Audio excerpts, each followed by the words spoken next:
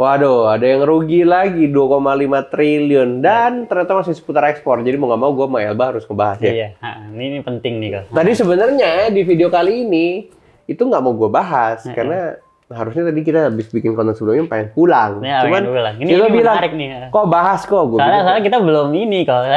Gue sebagai yang akan ngobrol ke anak-anak kan menjelaskan bahasa lebih sederhana. Oh, lu yang akan menyederhanakan bahasanya itu. Ya, karena lu pengen ngebahas soal konten ini kan. Tapi mendingan sekalian bikin konten aja lah. Oke, jadi sebenarnya ada kasus di mana teman-teman kalau mungkin yang belum ngikutin beritanya, ada dugaan korupsi atau gue nggak tahu dugaan atau sudah korupsi itu 2,5 triliun itu dari LPEI ke calon debitur. LPEI ini lembaga pembiayaan ekspor Indonesia. Nah, LPEI ini lembaga pembiayaan ekspor Indonesia karena dia ekspor jadi mau gue sama Belba harus bahas. Nah, jadi LPEI sebelumnya itu namanya kalau nggak salah ya Bank Eksim.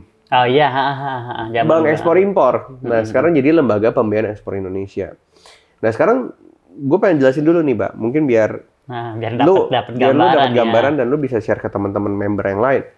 Jadi LPEI ini sebenarnya memang sebuah lembaga yang kalau boleh dibilang ini anak emas. Jadi dia tidak mengikut standar bank pada umumnya. Dia ini memang bank khusus yang membantu negara untuk bisa dapetin devisa lewat ekspor. Jadi caranya adalah uang itu memang sudah dibudget. Pemerintah itu membudget si LPEI senilai beda-beda ya tiap tahun. Cuman mungkin 20 triliun lebih dalam satu tahun anggarannya yang memang harus dihabiskan dalam produknya penyaluran ekspor. Nah, kenapa gue bisa ngomong kayak gini? Karena Bisa Ekspor dulu pernah mau masuk ke sana. Bisa Ekspor ini mau jadi salah satu platform yang bisa menyalurkan. Jadi menyalurkan dana si negara LPEI ke member-member Bisa Ekspor. Terus gagal karena mungkin ribet ini. Ini gue cerita sedikit. Kalau gue lihat sih kayak itu sih, benar nggak sih? Tapi ini pengalaman pribadi ya. Gue tidak ada ngebahas soal hal-hal yang terlalu detail karena mungkin birokrasi atau gimana? Karena kalau yang detail kan informasi detail nggak boleh. Tapi jadi pengalaman gue seperti ini. Karena kalau misalnya contoh nih, sekarang yang 2,5 triliun ini dari LPI, itu kan kita lihat ya, sekarang tersangkanya adalah 4 PT. Ya. Jadi yang mengkorupsi memang bukan LPI. LPI ini hanya menyalurkan dana ke 4 perusahaan ini. Nah, 4 perusahaan ini yang sebenarnya menyalahgunakan dananya. Gua masih nyari tahu nih, Mbak, beritanya kayak sebenarnya maksudnya penyalahgunaan si PT ini apa? Apa tidak dibayar bunganya, apa tidak dibayar denda atau apa dan lain-lain. Gue juga cari tuh. Gue lagi nyari, masih belum paham. Nah, intinya gini, ada beberapa PT yang memang dibagi-bagi sama LPI. Ada yang 100 miliar, ada yang pokoknya total sampai triliun-triliun lah ya. Nah, sekarang pertanyaan gini, kalau 4 PT ini disalurkan dana sama LPI, artinya 4 PT ini tujuannya pasti apa? Ekspor. Iya. Nama juga lembaga pembiayaan ekspor, masa dia ngimpor? 4 ini pasti ekspor nih. Nah, sekarang pertanyaannya gini, kalau dulu ya pengalaman gua, kita nggak bicara LPI deh, kita bicara bank normal. Kalau kita mau ngambil pinjaman dari perbankan, harus ada yang namanya agunan. Aset. Harus ada yang namanya aset. Kalau kita bicara aset, ada 2,5 triliun dari 4 perusahaan. Berarti perusahaan ini normalnya pemikiran gue adalah perusahaannya harus bisa memberikan aset senilai pinjamannya. Iya, benar. Kalau dia minjem 800 miliar, harus ada aset sebesar 800 miliar. Nah, sekarang rumah lantah. Nah, sekarang pertanyaan gini.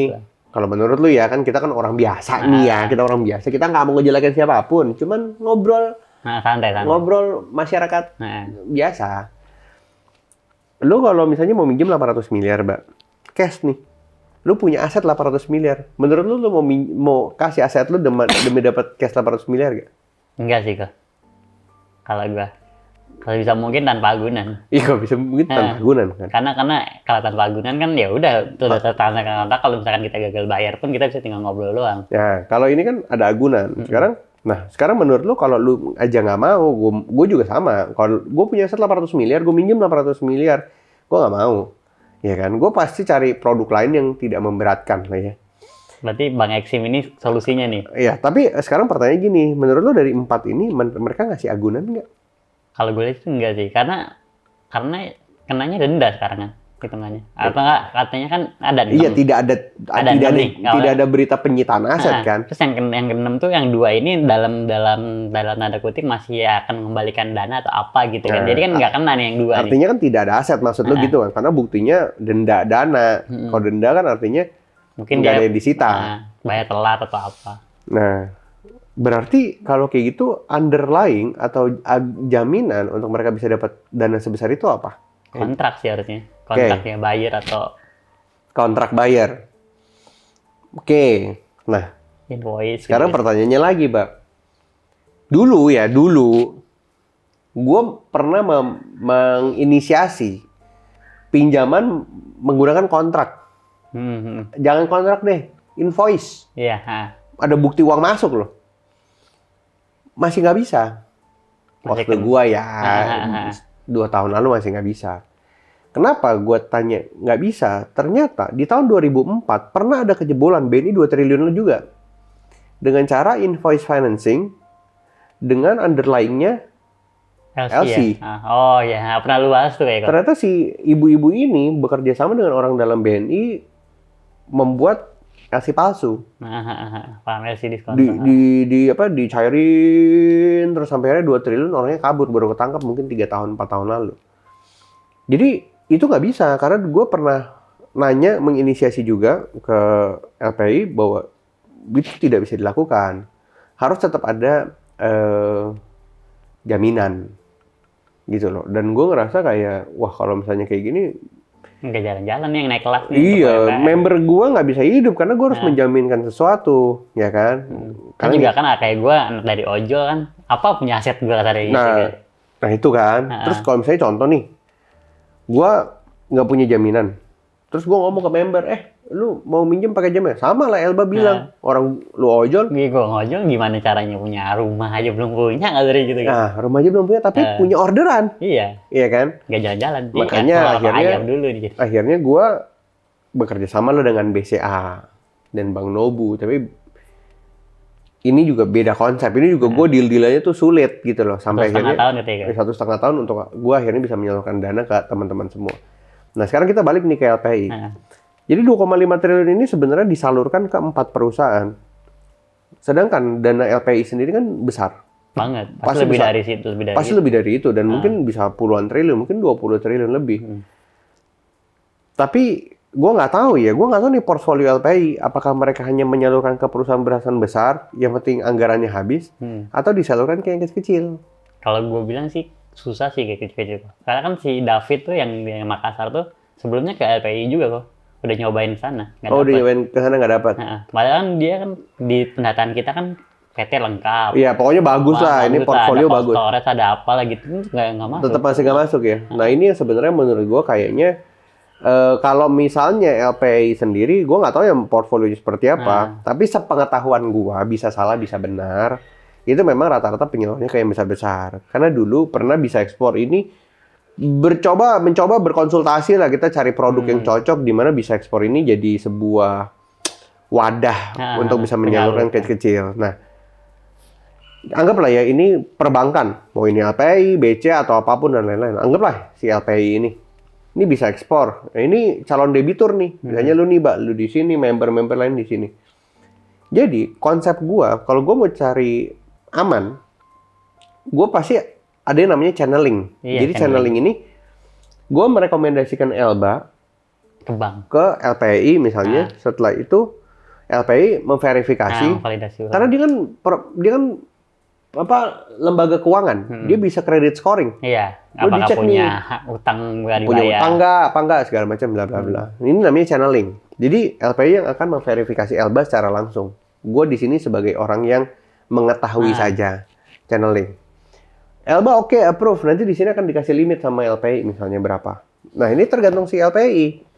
Ini namanya channeling. Tapi waktu bisa ekspor ke sana, bisa ekspor ini waktu gue minta channeling, tapi kayaknya seingat gue ya, itu penawarannya bukan channeling. Penawaran balik dari sananya adalah executing. Nah, tanggung jawab dulu. Kalau executing gini, Kalau tadi kan posisi 3 ya, 1, 2, 3 gini ya. Kalau eksekutif gini, 1, 2, 3. Iya, di tengah. Jadi gue bener-bener di tengah nih. Pokoknya dari sini menyalurkan 1 triliun ke sini. Lu harus keluarin nih 1 triliun nih. Terserah lu mau keluarin kemana. Pokoknya gue cuma minta lu bayar bunga. Bayar bunga, pokoknya balik lagi ke LPI. Pokoknya balik 1 triliun plus bunga.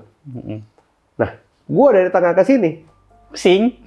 Siapa gua? Iya. Orang gua bukan lembaga keuangan, gua nggak bisa kredit scoring. Oh, nggak bisa kredit scoring lebih susah lagi tuh kok. Iya, gua nggak bisa lihat nih, Alba ini udah punya ini Alba punya utang nggak sih? Rijal punya utang nggak sih? Ini punya utang nggak sih? Loh, kalau gua penyalurannya main asal penglihatan gua kasih aja, mati. Gua yang mati.